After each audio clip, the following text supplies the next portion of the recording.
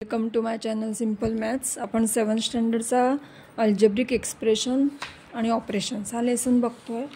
या लेसनमध्ये आपल्याला सबट्रॅक्ट हा एक हे टॉपिक दिलेला आहे. या सबट्रॅक्शनमध्ये आपल्याला दोन अल्जेब्रिक एक्सप्रेशन्स दिले आहेत, जसं की 4xy -9z आणि दुसरा दिला आहे 3xy -16z.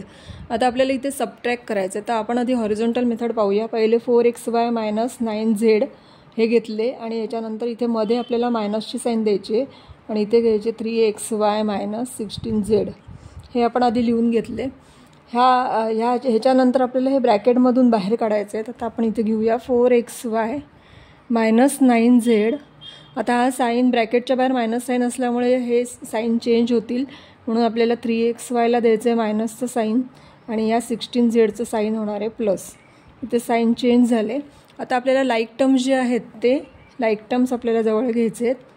4xy -3xy -9z plus 16z असे आपण लाईक टर्म्स जवळ घेतले. आता लाईक टर्म्स जवळ घेतल्यावर बघायचं आहे, जर ऑपोजिट साईन असतील तर मायनस करायचं आहे आणि जर सेम साईन असतील तर प्लस करायचं आहे. इथे आता 4ला प्लसची साईन आहे, साईन नाही म्हणजेच प्लसची आहे, आणि 3ला मायनसची साईन आहे, म्हणून इथे आपल्याला ऑपोजिट साईन असल्यामुळे मायनस करायचं आहे. 4मधून 3 गेले तर नुसतं 1 राहतो, 1 आपण लिहित नाही, म्हणून इथे लिहायचं xy.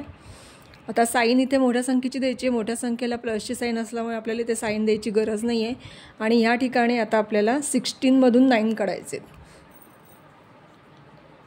16मधून 9 काढल्यावर येतात 7, म्हणून इथे येणार आहे 7z. आता इथे आपण प्लसची साईन दिली कारण 16 हा नंबर मोठा आहे. मोठ्या नंबरला जी साईन असेल ती आपण ॲन्सरला देतो. अशा प्रकारे ॲन्सर आलं xy + 7z.